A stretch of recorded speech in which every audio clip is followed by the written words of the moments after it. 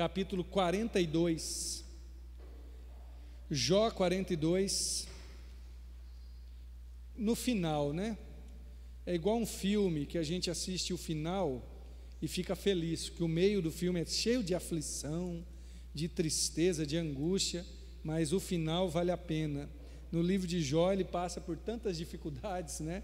Mas o final nós entendemos algumas coisas, e eu quero falar sobre as 3 bênçãos de Jó. As 3 bênçãos de Jó. Aí eu pergunto para você assim: qual foi a bênção de Jó? No que Jó foi abençoado? E não vou deixar ninguém responder aqui, porque eu faço alguma conjectura a partir do que eu pensava. Talvez você pensava ou pense assim: aí ó, Jó foi abençoado porque ele teve tudo em dobro.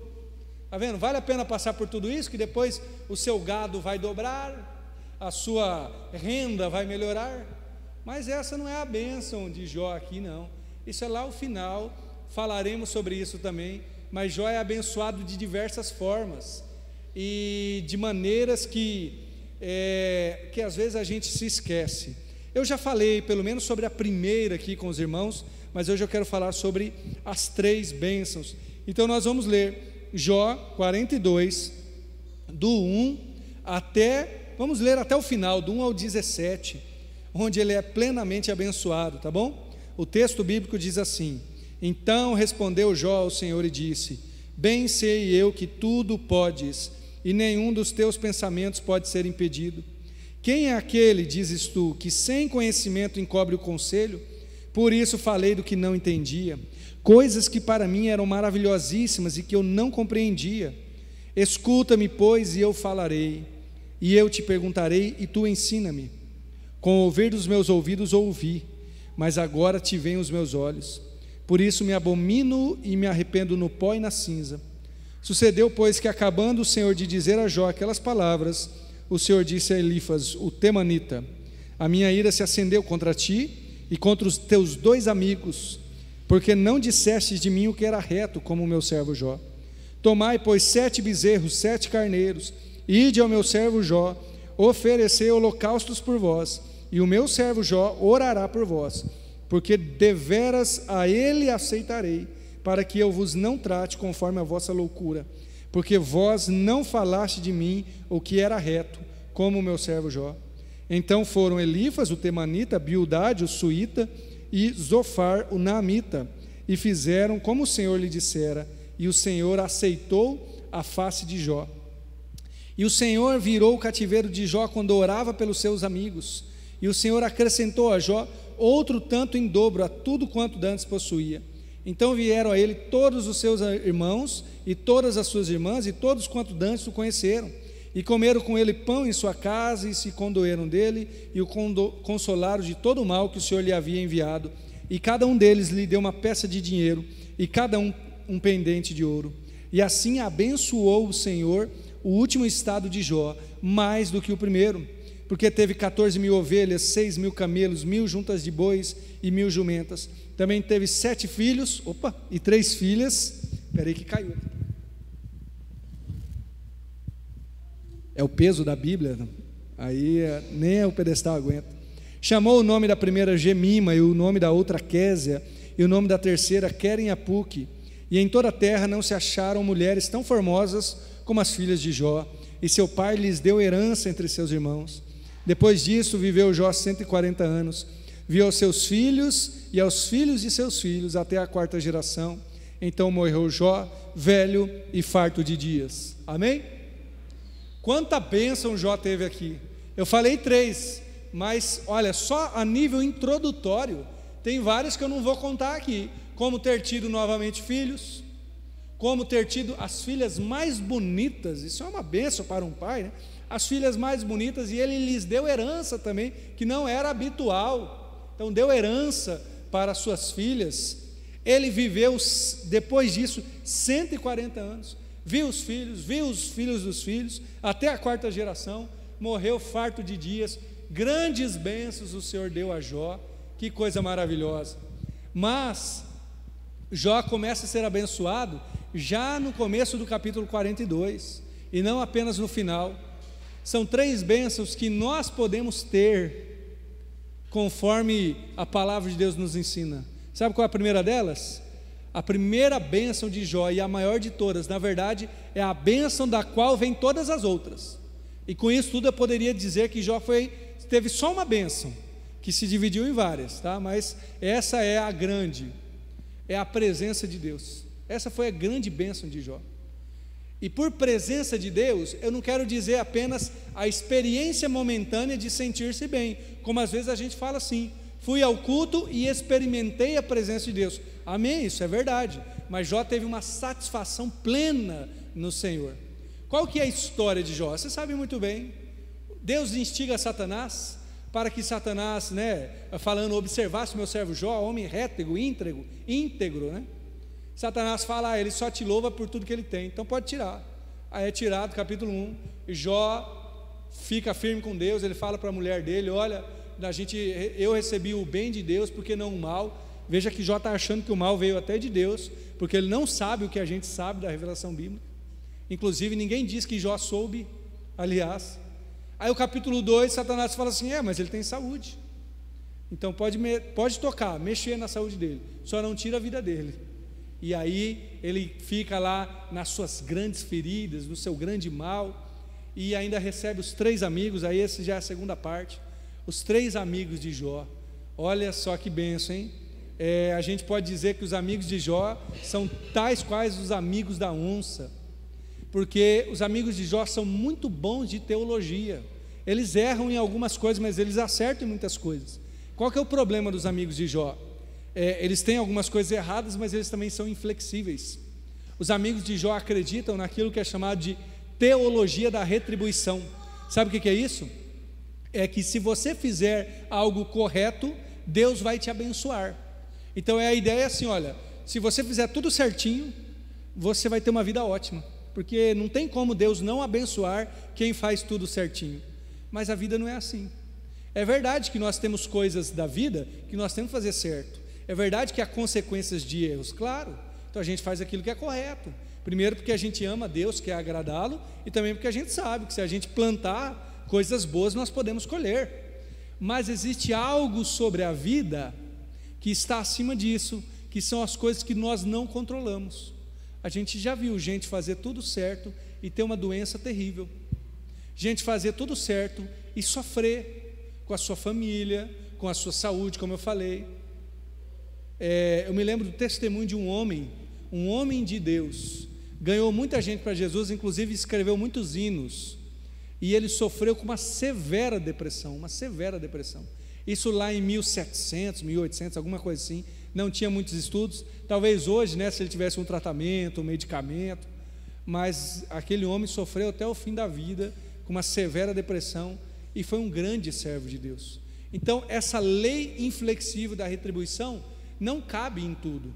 É verdade, temos que fazer a coisa certa. Numa vida comum, muita coisa boa será colhida, mas existe algo inexplicável na vida, que foi o que aconteceu com Jó.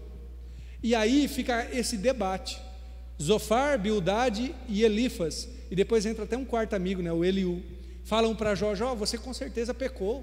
Jó, como que você pode estar falando que não pecou? Você está culpando Deus, então. Porque na cabeça deles, se Jó não pecou, a culpa é de Deus. Mas é claro que Deus não pode ser culpado, e assim vai, assim vem. E Jó, irmãos, a gente só fala que ele foi paciente porque Tiago 5 fala que Jó foi paciente, mas senão não pareceria, porque ele não blasfema contra Deus, não, mas ele clama, ele briga, irmãos. Jó está em crise com Deus.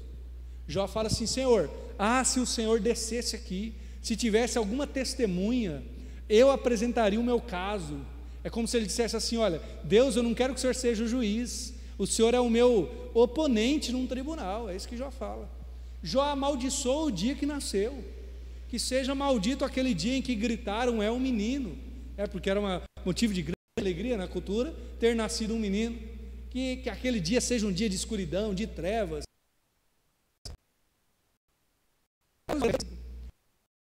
Isso. E Deus responde Jó. Olha que coisa maravilhosa. Deus responde Jó. Se não me engano, a partir do capítulo 38, você tem a resposta de Deus. Isso mesmo. E qual que é a resposta de Deus, irmãos? Eu também já comentei isso, por contar aqui dessa primeira bênção. Deus não responde nada do que eu queria ouvir. Nada. Porque quem sofre, você está com um problema lá, né? Eu com os meus alguns problemas de saúde, fico pensando, Deus, por que, Senhor?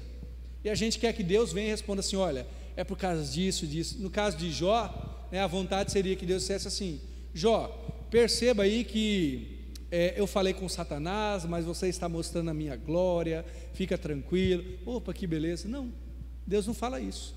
Como que Deus responde a Jó? Deus mostra a grandeza dele.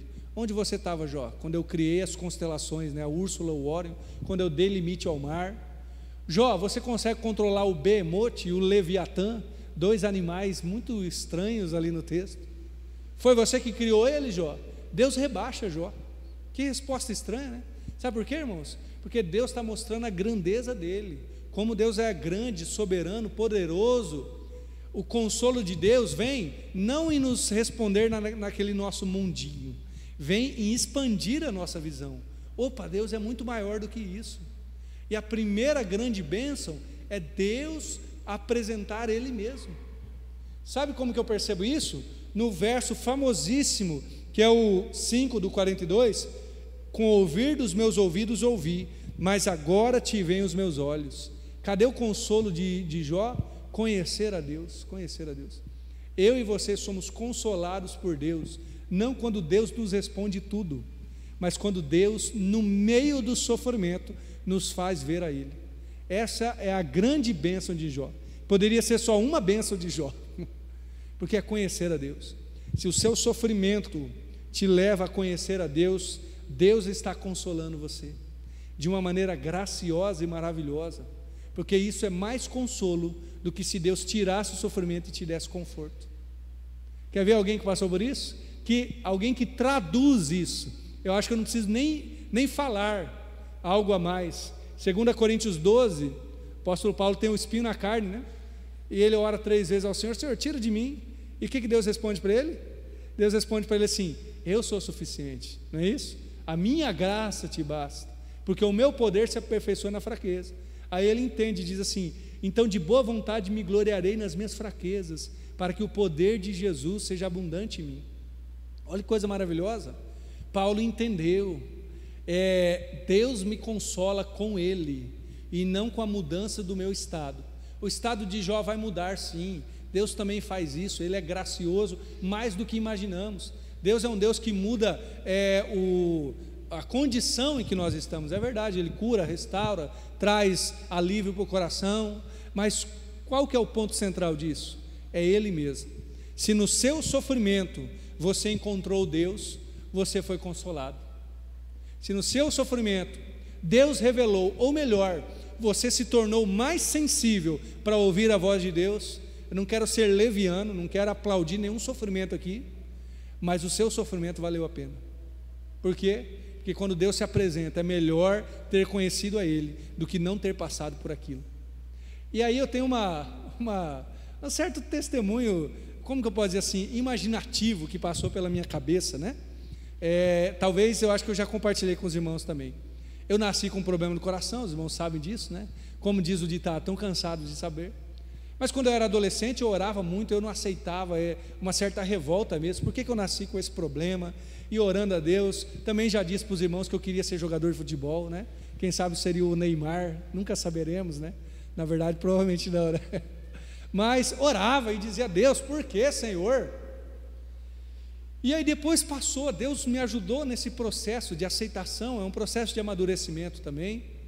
E aí eu imaginei uma coisa, tá? É bem coisa da minha cabeça.